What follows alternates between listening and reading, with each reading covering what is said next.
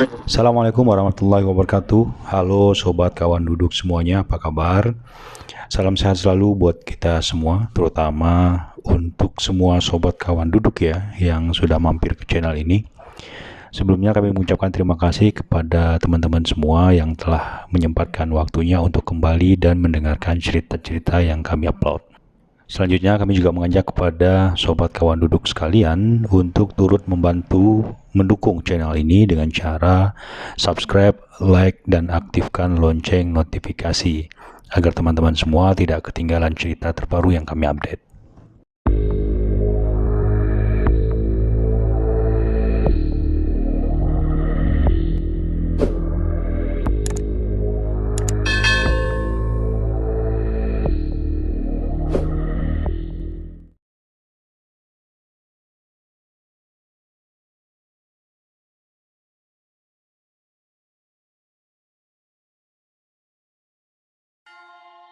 Baik, sobat kawan duduk sekalian, jadi cerita ini adalah pengalaman mistis yang diceritakan oleh seorang teman.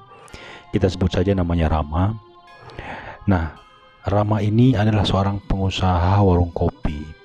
Di tahun 2019 hingga tahun 2020 akhir, dia dipercaya mengelola sebuah kedai kopi di salah satu kawasan di Pekanbaru. Nah, berbekal pengalaman sekitar 2 tahun dia mengelola warung kopi ini, Rama akhirnya coba ngomong ke keluarganya di kampung kalau dia ingin membuka usaha warung kopi sendiri.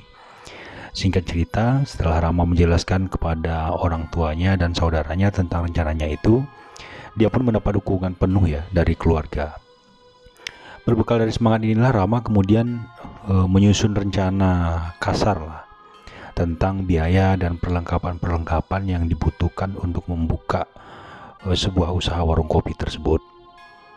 Setelah semuanya disusun secara baik, mulailah dia mencari rumah-rumah sewa yang ada di beberapa tempat yang dia lihat ketika itu. Namun karena memang lokasinya tidak begitu cocok, Rama kemudian mencari sebuah rumah sewa di lokasi yang lain. Pada suatu ketika, saat Rama melakukan survei di salah satu kawasan di Pekanbaru, jadi ada satu rumah dari tampak depan memang rumah ini tergolong rumah tua. Dari desain dan warnanya dapat dilihat bahwa memang bangunan ini adalah bangunan tua. Di pagar rumah itu ada tulisan kalau rumah ini dikontrakkan. Rama ketika itu cukup tertarik ya dengan rumah ini karena lokasinya untuk dijadikan warung kopi itu sangat strategis. Lokasinya berada di tengah kota, kemudian jalan di depan rumah itu merupakan jalan lintas alternatif. Dan mobilitas masyarakat di kawasan ini juga cukup tinggi. Tapi Rama awalnya sempat ada keraguan karena memang pertimbangan bahwa kondisi rumah ini sangat memprihatinkan. Selain rumah ini rumah tua, rumah ini juga sangat tidak terurus. Artinya dia harus mengeluarkan biaya lebih untuk melakukan sedikit renovasi-renovasi di rumah ini agar sesuai dengan konsep warung kopi yang telah dia susun sebelumnya. Singkat cerita, Rama iseng menghubungi nomor kontak yang tertera di depan pagar rumah itu. Beberapa kali ditelepon, panggilan Rama pun dijawab oleh si pemilik rumah. Ternyata yang punya rumah ini memang tidak tinggal di Pekanbaru, dia tinggal di luar kota. Tapi ada saudaranya di Pekanbaru yang pegang kunci rumah itu. Nah, kepada pemilik rumah, Rama pun bercerita kalau sebenarnya dia ingin menyewa rumah ini untuk usaha warung kopi. Rama ketika itu juga menanyakan soal biaya sewa kepada si pemilik rumah. Jadi si pemilik rumah ini juga bilang kalau biaya sewa rumah itu sekitar 35 juta untuk setahun. Tapi dengan kondisi rumah yang saat ini, karena memang sudah ditinggal terlalu lama, dia meminta kepada si bapak pemilik rumah untuk diringankanlah biaya sewanya, karena dia harus merehab dan memperbaiki bagian-bagian yang rusak. Akhirnya disepakati biaya sewa itu sekitar 30 juta setahun. Rama pun merasa sudah sangat cocok karena selain biaya sewa yang juga terjangkau dan lokasi yang sangat strategis untuk usaha warung kopi. Setelah harganya cocok, uang sewa ditransfer, Rama pun akhirnya menerima kunci rumah. Jadi saat pertama kali dia masuk ke rumah ini, ternyata di dalamnya itu sangat banyak ruangan. Ruangan itu berupa kamar-kamar kecil Jadi di bagian depan, persis di sebelah ruang tamu itu ada satu kamar utama yang ukurannya cukup besar, lengkap dengan kamar mandi. Nah, kemudian di sebelah kamar itu ada lagi kamar yang ukurannya sedang. Lalu di bagian belakang ada 2 kamar ukuran standar dan 3 kamar lainnya yang berukuran kecil. Jadi totalnya di rumah ini ada sekitar 7 kamar. Selain itu ruang tamu dan ruang tengah juga ada ruang dapur. Jadi memang secara desain rumah ini sangat cocok untuk dijadikan usaha warung kopi. Nah, kemudian di bagian belakang itu ada dapur yang posisinya masih menyatu dengan rumah utama. Tapi dapur ini di bagian samping arah ke halaman belakang memang agak terbuka, tidak dibatasi oleh dinding, plong begitu saja. Nah, jadi hanya diberi dinding pembatas sebatas pinggang itu, sedangkan di bagian atasnya terbuka lebar. Nah, di bagian ini langsung tembus ke halaman belakang, dan di bagian ujung halaman belakang itu agak ke samping ada sebuah bangunan kecil berukuran sekitar 2x2. Bangunan ini terpisah dari bangunan utama. Menurut yang punya rumah, bangunan yang terpisah di bagian belakang itu selama ini mereka pakai untuk gudang. Cuma menurut cerita Rama, memang ketika itu kondisi rumahnya sangat berantakan. Dan pada bagian lantai sudah ditumbuhi lumut dan rumah ini sangat lembab. Hawanya juga sangat pengap sekali. Lalu di halaman belakang persis di depan gudang itu ditumbuhi rumput-rumput ilalang yang sangat tinggi. Nah, begitulah kondisi rumah ini sewaktu awal mula Rama melihat, dan rumah ini akan diubah tata letaknya sesuai dengan konsep warung kopi seperti yang sudah dia rencanakan sebelumnya. Setelah merasa cocok dengan rumah ini, Rama kemudian mendatangi ketua RT setempat. Kebetulan rumahnya memang bersebelahan dengan rumah yang akan dipakai Rama untuk usaha warung kopi ini, cuma hanya sedikit masuk ke dalam gang. Maksud Rama untuk mendatangi ketua RT itu untuk meminta izin lah kalau dia akan membuka sebuah usaha di sini dan akan ramai aktivitas-aktivitas orang itu. Singkat cerita memang tidak ada masalah ya. Pak RT ketika itu mengizinkan Rama untuk membuka usaha, tapi ketika itu Pak RT ini hanya mengingatkan ke Rama, Nak Rama tidak tinggal sendiri di rumah itu. Kami yang tinggal di sini semua sudah tahu dan sudah pernah mendengar kalau di sekitar tengah malam selalu ada suara berisik di bagian dapur. Kami di sini juga tidak pernah tahu apakah ada orang di sana atau mungkin ada preman-preman atau orang iseng yang sengaja masuk ke sana, tidak tahu lah. Tapi yang jelas beberapa kali warga di sini pernah mendengar suara berisik seperti aktivitas orang di rumah itu, terutama di bagian dapur. Rama pun tidak ambil pusing karena memang dia pikir ini rumah kosong, jadi siapa saja bisa masuk lalu melakukan aktivitas-aktivitas di sini itu. Tapi setelah rumah ini ditempati nanti, mungkin hal seperti itu tidak akan terjadi lagi, begitu pikir Rama waktu itu. Nah, singkat cerita, mulailah Rama ini mendatangkan beberapa tukang, terutama untuk membersihkan bagian lantai yang berlumut, karena memang kondisinya sudah sangat tidak terawat. Pekerjaan untuk membersihkan rumah ini saja memakan waktu sampai seminggu. Namun ketika itu, Rama dan tukang yang ikut bekerja di situ mencium bau anyir yang sangat menyengat, seperti bau anyir darah.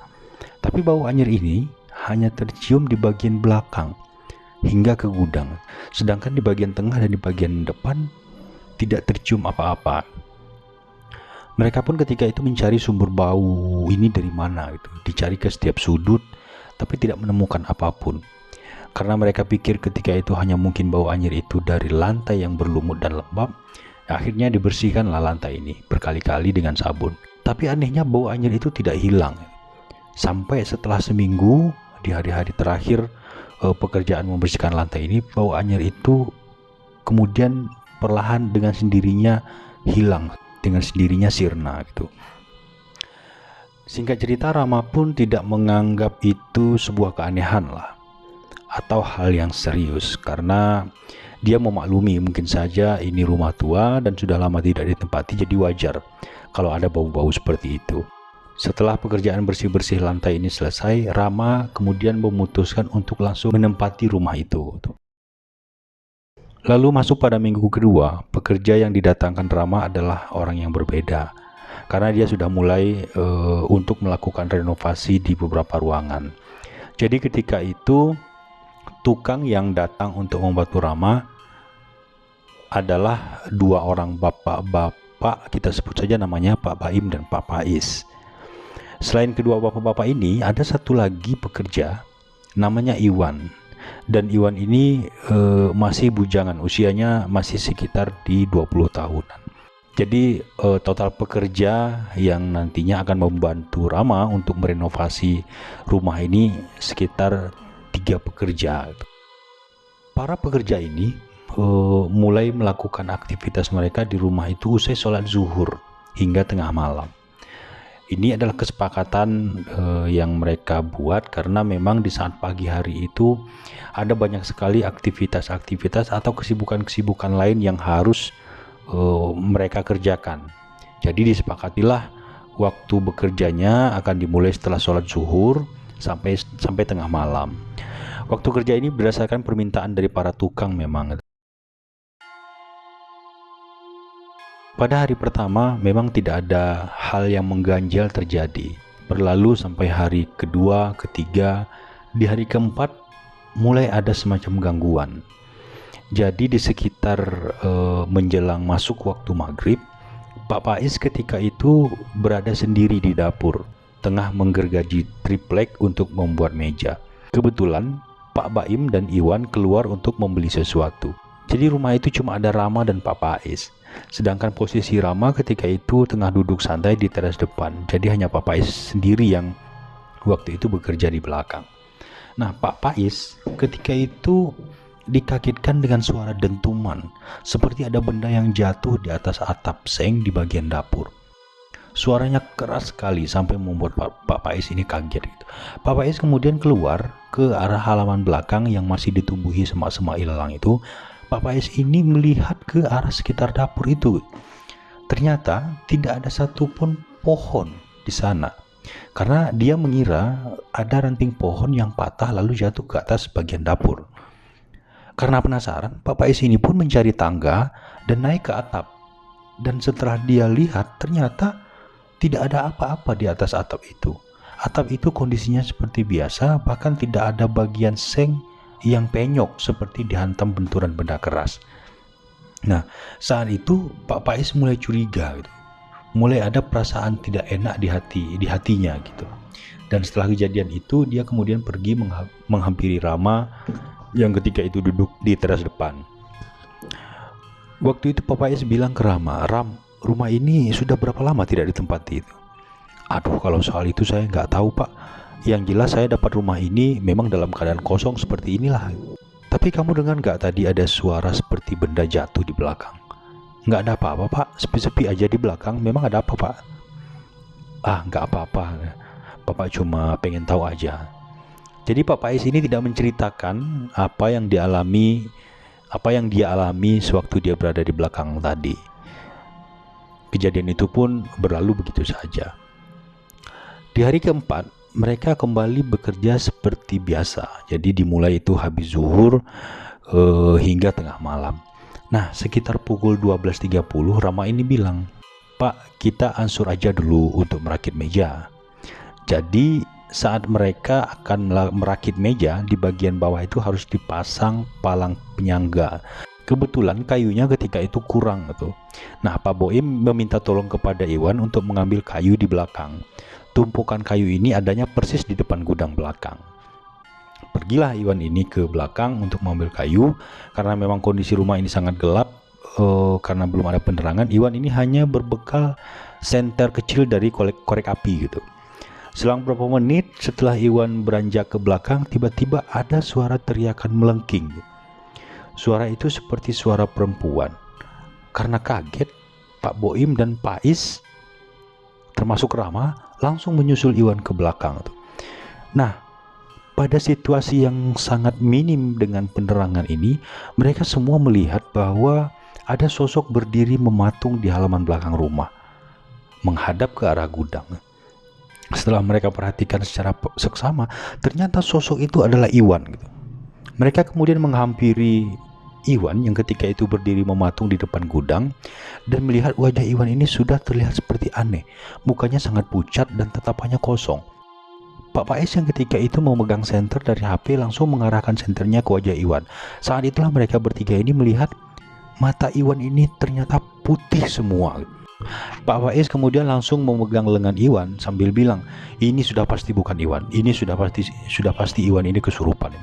Pak Faiz kemudian meminta kepada Pak Boim dan Rama untuk mengangkat secara paksa tubuh Iwan ini untuk dibawa ke ruang depan. Nah, saat mereka bertiga mengangkat tubuh Iwan, tubuhnya ini terasa sangat berat sekali. Ketika itu Iwan ini masih kaku gitu. Tidak ada perlawanan apapun. Sesampainya di depan, hanya dengan penerangan seadanya, mereka membaringkan tubuh Iwan ini di atas meja.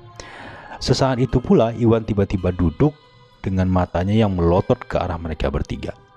Rama, Pak Boim, dan Pak Pais pun ketika itu langsung membacakan ayat-ayat Al-Quran dan doa-doa yang mereka bisa.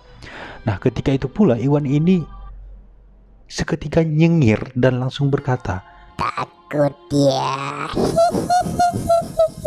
Mereka bertiga ini ketika itu sempat gentar dan sempat berpikir untuk memulangkan Iwan ke rumahnya malam itu juga. Namun Pak Pais bilang nggak enak kalau Iwan ini dipulangkan dengan kondisi seperti ini. Pastinya nggak enak sama orang tua Iwan, seolah-olah kita seperti tidak bertanggung jawab terhadap anaknya. Akhirnya mereka pun sepakat untuk menunggu sosok yang merasuki Iwan ini keluar dulu. Singkat cerita, salah satu dari mereka kemudian mendatangi seorang gori masjid yang lokasinya tidak jauh dari rumah itu. Dan memang kebetulan gori masjid ini cukup mengerti dengan hal-hal goib seperti ini gitu.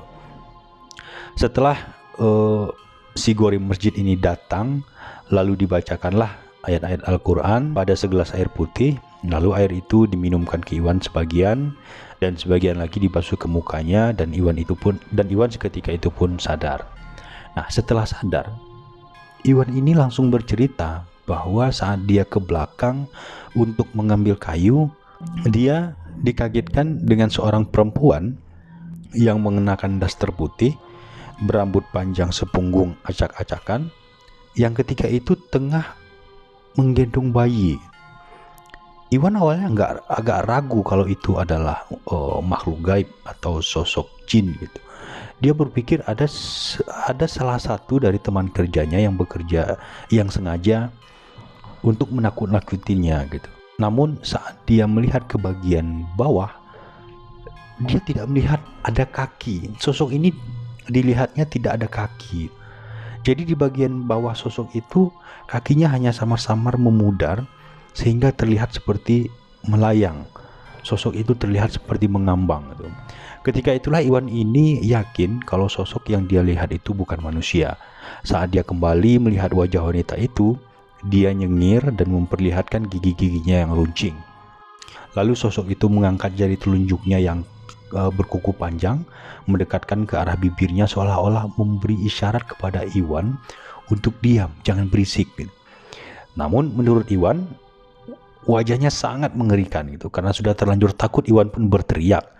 Dan seketika itu pula pandangannya menghitam dan dia tidak sadarkan diri. Nah, setelah Iwan ini sadar, mereka pun ketika itu menyudahi pekerjaan mereka malam itu. Para tukang ini pun pulang ke rumah masing-masing dan pekerjaan akan dilanjutkan besok. Rama yang memang tidak percaya dengan hal-hal gaib ketika itu juga masih ragu dengan cerita apa yang disampaikan Iwan. Setelah semua tukang ini pulang, Rama yang memang sudah menempati rumah tua itu ketika itu langsung bergegas menuju ke halaman belakang. Dia penasaran gitu. Menggunakan penerangan seadanya, Rama mengobrak-abrik isi gudang itu untuk mencari tahu apa benar ada sosok wanita yang menggendong anak. Namun malam itu dia sama sekali tidak menemukan jejak apapun. Singkat cerita, malam itu pun berlalu. Keesokan harinya, usai sholat zuhur, para tukang ini kembali datang ke rumah tua itu untuk melanjutkan pekerjaan-pekerjaan mereka yang tertunda. Dan siang ke sore itu mereka pun bekerja seperti biasa dan tidak menyinggung lagi tentang hal-hal kejadian sebelumnya. Termasuk Iwan yang juga kembali ikut bekerja pada malam itu. Terlihat tidak ada hal-hal aneh pada Iwan. Nah, Usai sholat maghrib, ada seorang ibu-ibu parubaya datang ke tempat kerja Rama, datang ke rumah tua yang sedang mereka renovasi ini, dan menghampiri para pekerja yang ketika itu sedang istirahat di teras rumah. Ibu-ibu ini ternyata adalah istri Pak Pais, sebut saja namanya Irna. Ibu Irna ketika itu membawakan bekal untuk suaminya sekaligus cemilan-cemilan kecil lah untuk para pekerja yang lain. Ibu Irna pun tidak langsung pulang dan berniat untuk menemankan suaminya sampai selesai. Karena memang sewaktu berangkat bekerja tadi, Pak Pais ini nebeng dengan Pak Boim. Malam itu setelah sholat dan makan malam, mereka kemudian melanjutkan pekerjaan seperti biasa dengan melupakan kejadian pada malam sebelumnya. Tidak terasa, hari semakin larut. Namun belum ada tanda-tanda kalau pekerjaan ini akan dihentikan gitu. Paling mereka hanya istirahat sejenak, makan cemilan yang dibawakan oleh Bu Erna, lalu mereka kembali lanjut bekerja. Sekitar pukul 1 malam, iseng Ibu Erna ini mengitari rumah itu karena dia penasaran ingin melihat kondisi di rumah tersebut. Nah, karena kondisinya sangat gelap, Bu Irna ini cuma membawa sebuah senter dari korek api. Mulailah Ibu Irna ini masuk ke dalam rumah. Setelah itu dia melihat di sekitar ruang tamu. Bu Irna kemudian melihat satu persatu kondisi kamar. Sesampainya di ruang belakang, dia mulai mencium bau amis. Bau amis ini sama seperti bau yang dicium oleh Rama sewaktu mereka membersihkan lantai di sekitar seminggu yang lalu. Karena penasaran, Bu Irna ini pun melihat-lihat ke sekitar kamar. Siapa tahu ada sesuatu yang menjadi sumber dari bau tersebut. Tapi memang tidak ada apapun yang dia temukan di sana. Saat Ibu Irna ini mulai masuk ke lorong yang menuju ke arah dapur. Di sebelah kirinya dia mendengar suara dengkuran berat. Suara itu terdengar begitu jelas. Bu Irna ini kaget dan langsung menoleh ke arah kiri itu.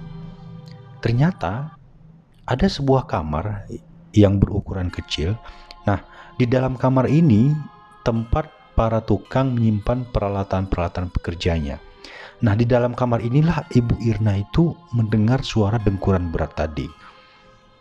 Karena penasaran, Bu Irna pun masuk ke ruangan itu karena dia merasa bahwa suara itu berasal dari kamar itu. Nah, ternyata tidak ada apapun yang dia jumpai. Bu Irna pun berusaha menepis semua pikiran-pikiran negatifnya. Mungkin itu hanya suara angin gitu. Setelah mengecek isi kamar, dia pun memutuskan untuk keluar dan kembali menuju ke halaman belakang. Sesampainya di area dapur, Ibu Irna ini kembali mendengar suara di telinga kirinya. Suara yang didengarnya bukan lagi suara dengkuran, tapi suara nafas yang sangat berat. Kembali Bu Irna ini melihat dengan cepat ke sisi kirinya, namun memang tidak ada siapapun di sana. Setelah memutar-mutar bagian dapur, tidak sengaja sudut mata kanan Bu Irna ini mendapati ada sesuatu seperti benda putih, seperti kain yang bergoyang-goyang ditiup angin gitu. Setelah menyadari ada sesuatu di sebelah kanannya, Bu Irna ini dengan cepat memalingkan wajahnya ke arah kanan. Saat itulah matanya menangkap ada sosok perempuan. Jadi dari penglihatan Bu Irna ini, perempuan itu memang mengenakan seperti daster putih, berambut sepunggung, dan dia terlihat sedang menidurkan bayi di pangkuannya. Terlihat seperti menggendong seorang bayi di pangkuannya. Bu Irna ketika itu langsung kaget, tapi dia sudah merasa kalau ini jelas bukan manusia. Bu Irna ketika itu memang merasa sangat takut, namun dia berusaha untuk mengumpulkan keberanian untuk mengucapkan sesuatu. Namun entah kenapa mulutnya seperti terkunci. Lalu dia berusaha untuk berkomunikasi secara batin. Jadi Bu Irna ini tanya, "Kamu siapa? Ngapain kamu di sini?" Lalu sosok itu menjawab kalau dia memang sudah lama tinggal di gudang itu. Terutama sejak rumah ini kosong. Sejak rumah ini tidak ditinggal oleh penghuninya sekitar beberapa tahun yang lalu. Sosok itu juga bilang kalau jam dia beraktivitas itu mulai dari jam 1 malam hingga pukul 4 pagi. Rumah ini sudah menjadi kawasan aktivitasnya lah gitu. Nah, kepada Bu Irna ketika itu sosok ini juga meminta agar pekerja tukang menyudahi aktivitas mereka di sekitar pukul 12 malam. Karena dia merasa sangat terganggu dengan suara-suara berisik dari pekerjaan tukang ini gitu. Nah, sosok ini kemudian berusaha meyakinkan kalau sebenarnya dia tidak ingin mengganggu gitu, termasuk mengganggu tukang yang kemarin malam sempat kesurupan. Tapi dia meminta kalau gudang tempat dia tinggal itu tidak dirobohkan. Nah, seketika itu pula sosok wanita ini tertawa melengking ya, bersamaan dengan hembusan angin yang sangat kencang, dan sosok ini menghilang. Setelah suara tawa itu, Bu Irna ini pun langsung berlari ke depan untuk menghampiri suaminya yang ketika itu bekerja di teras. Suara tawa dari sosok ini ternyata juga didengar oleh Rama dan para pekerja yang ketika itu berada di depan. Nah, kepada semua pekerja termasuk kepada Rama pada malam itu, Bu Irna ini langsung menceritakan apa yang dia alami saat dia berada di belakang. Rama yang sebelumnya biasa-biasa saja langsung terlihat syok karena apa yang diceritakan oleh Ibu Irna ini sama persis dengan yang diceritakan oleh Iwan di malam sebelumnya. Akhirnya malam itu mereka sepakat untuk menyudahi pekerjaan mereka dan kembali dilanjutkan pada besok harinya. Setelah para tukang ini pun bubar, Rama pun masuk ke dalam kamar dan mengunci pintu kamarnya di bagian depan. Nah, kebetulan Rama memang menempati kamar di bagian depan. Nah, Rama berusaha untuk memejamkan matanya, namun terasa sangat sulit sekali. Pikirannya masih terbayang dengan cerita-cerita yang dialami oleh Ibu Irna malam itu. Karena tidak bisa tidur, Rama kemudian bangun. Dia mencoba membuat kopi sambil melihat-lihat desain warung kopi yang sebelumnya sudah digambar pada sebuah kertas.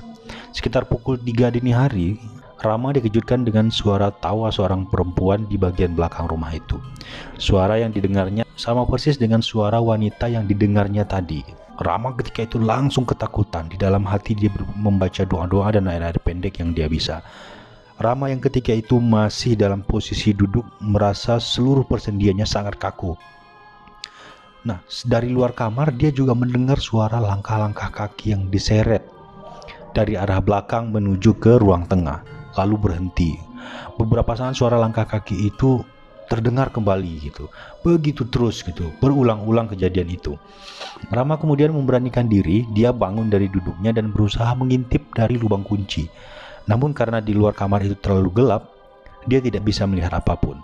Rama kemudian berinisiatif untuk menghidupkan senter dari korek api, lalu menyenter keluar kamar dari lubang kunci itu.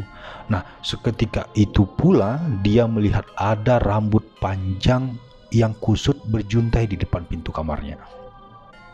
Karena kaget, Rama langsung terduduk di lantai dan berusaha menjauh dari pintu dengan menggeser-geserkan tubuhnya. Rama langsung masuk ke dalam selimut dan meringkuk karena rasa takutnya itu sudah sangat memuncak. Karena saking ketakutannya, tidak disadari Rama ini membaca surat pendek yang ketika itu suaranya itu sampai terucap secara jelas dengan suara menggigil gitu.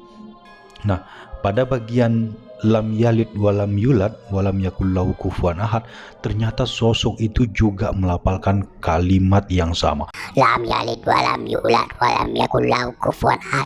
Lam yalid walam yulad walam yakul lahu kufuwan ahad.